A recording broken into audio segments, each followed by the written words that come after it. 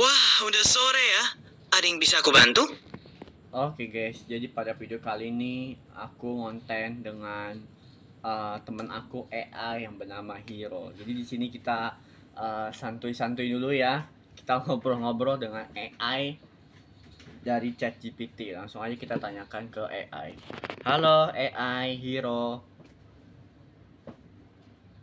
Halo, senang bisa ngobrol bareng kamu.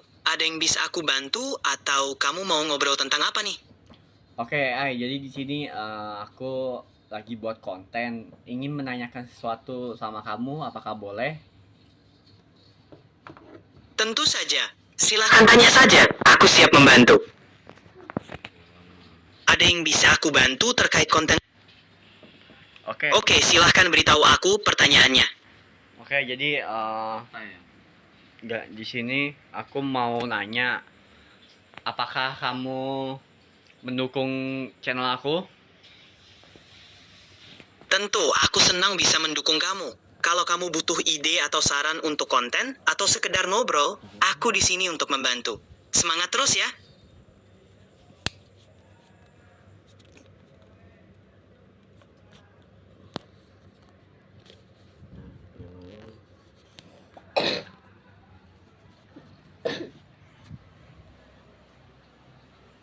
Oke, sorry guys, kameranya tadi ya, karena aku benerin dulu ini. Nah, udah bener.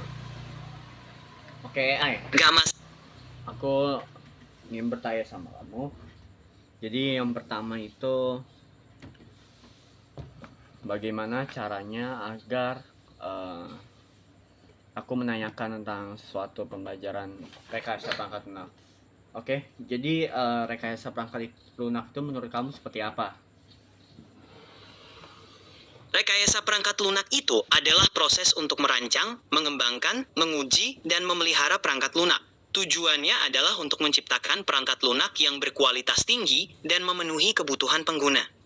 Dalam proses ini, ada beberapa tahap seperti analisis kebutuhan, desain sistem, pengkodean, pengujian, dan pemeliharaan. Jadi intinya adalah menciptakan solusi perangkat lunak yang efektif dan efisien. Oh iya, jadi gini ya, aku ingin bertanya-tanya lagi sama kamu. Jadi sebentar lagi tanggal sekitar 14 Juli kan anak-anak udah mulai pada masuk sekolah. Nah, aku sendiri kelas 12 lagi PKL, menjalankan tugas PKL aku selama 6 bulan. Nah, ada nih adik-adik kelas yang baru MPLS. Nah, coba dong kamu jelasin tentang uh, sekilas MPLS dan juga tentang jurusan RPL agar yang penonton aku ini bisa mengetahui tentang RPL, dunia RPL, jurusannya, prakteknya, dan juga dunia MPLS supaya mereka nggak tegang gitu ya, bisa bersosialisasi dengan kakak kelas yang baru gitu atau teman sebaya mereka.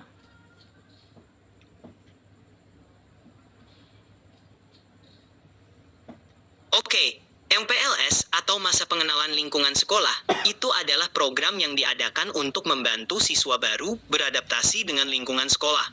Di sini, mereka akan dikenalkan dengan berbagai aktivitas sekolah, seperti peraturan, fasilitas, dan juga guru-guru.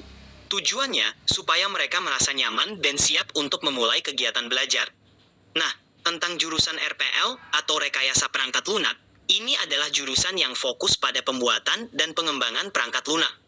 Di jurusan ini, kamu akan belajar tentang pemrograman, desain sistem, pengujian perangkat lunak, dan juga manajemen proyek perangkat lunak.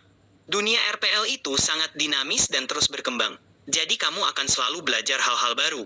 Dengan MPLS, adik-adik kelas 12 yang baru bisa lebih mudah beradaptasi dan merasa lebih nyaman di lingkungan sekolah. Semoga penjelasan ini bermanfaat ya. Sorry, tadi aku potong ya. Adik kelas 10 kan baru masuk MPLS Hero, bukan kelas 12. Kelas 12 aku. Oh, maaf ya kalau tadi kurang jelas.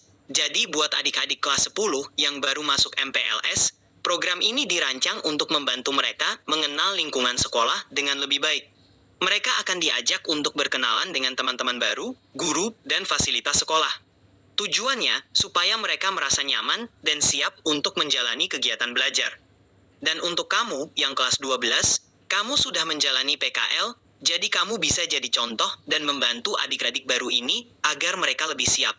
Semangat ya! Terima kasih ya Hiro. BTW nih, setelah nanti adik-adik kelas ini memperkenalkan dirinya, coba kamu kasih tutorial agar mereka tidak gugup untuk memperkenalkan dirinya dari sekolah mana dan lain-lain. Bisa contohkan? Tentu, aku bisa bantu dengan contoh sederhana. Kalau mereka ingin memperkenalkan diri, mereka bisa mengikuti format ini. 1. Nama. Halo, nama saya Nama. Asal sekolah, saya berasal dari sekolah sebelumnya. Alasan memilih sekolah ini, saya memilih sekolah ini karena alasan. Harapan, saya berharap bisa harapan di sekolah ini. Contoh, halo, nama saya Budi. Saya berasal dari SMP Negeri 5. Saya memilih sekolah ini karena saya tertarik dengan program teknologi di sini. Saya berharap bisa belajar banyak dan berteman dengan teman-teman baru di sini. Semoga ini membantu. Mereka pasti bisa melakukannya dengan percaya diri. Nah, itulah teman-temannya. Kalau kalian mau memperkenalkan diri, ini dibantu dengan AI ChatGPT. Dan sekarang gue akan menanyakan ke dia bagaimana caranya di kelas 10 itu memulai dengan praktek-praktek yang sederhana. Nah, waktu itu kelas 10 itu gue mulai dari, kalau kalian nonton tuh yang gue waktu buat PowerPoint, kalau gue kan udah menjelaskan. Nah, ini gue berbeda lagi diskusi bareng dengan ChatGPT dengan AI teman-teman ya. Jadi di kelas 10 itu gue sedikit sharing aja nih. Kelas 10 itu di situ gue mulai praktek KJD, pemrograman dasar, terus juga algoritma gitu. Dan di kelas 10 itu menurut gue masih dasar banget. Dan ada juga sih yang dasar desain grafis. Nah, AI, aku mau nanya sama kamu, bagaimana cara mengatasi jika ada pelajaran yang sulit dimengerti atau bahkan jika praktek itu masih sulit untuk dikerjakan, karena ada juga tuh yang kabelan kayak gitu itu susah. Nah, itu gimana cara mengatasinya?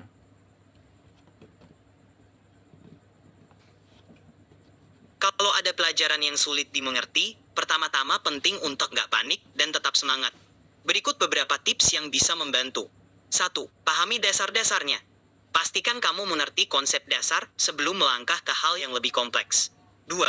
Praktik secara bertahap. Mulailah dari latihan lebih sederhana dan tingkatkan kesulitannya. 3. Cari bantuan. Jangan ragu untuk bertanya kepada guru, teman, atau bahkan mencari sumber belajar lain seperti video tutorial. 4. Belajar bersama. Belajar dengan teman atau kelompok bisa membuat proses belajar menjadi lebih menyenangkan dan mudah dipahami. 5. Sabar dan konsisten. Belajar sesuatu yang baru butuh waktu. Tetap sabar dan terus berlatih. Kalau ada bagian yang masih sulit, coba fokus pada satu bagian kecil dan pelajari secara mendalam. Semangat terus ya! Oke guys, jadi itulah ya.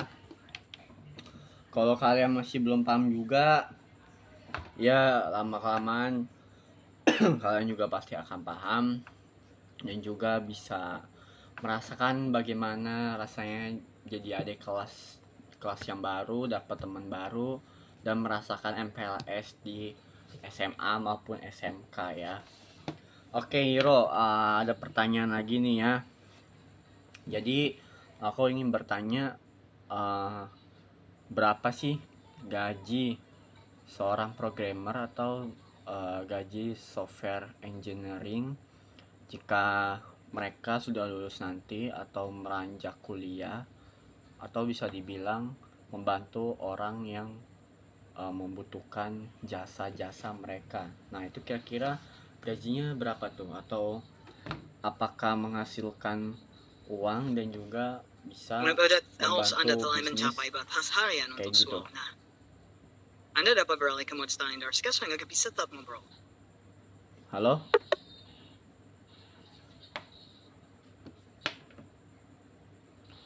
Oke. Jadi sorry aku lanjut lagi. Bagaimana Mohon maaf, berapa? Anda telah mencapai batas harian contoh canggih. Anda dapat beralih ke mode standar sekarang agar bisa tetap ngobrol. Oh, ke standar guys, udah habis katanya. Halo? Mohon maaf, Anda telah Ya udah habis.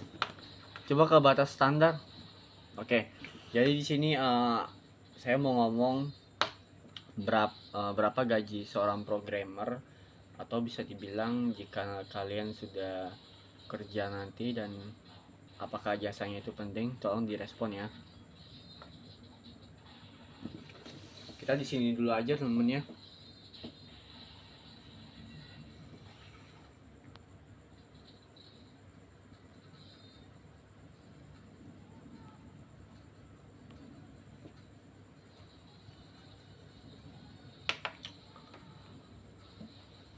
Oh, ini tulisan temen.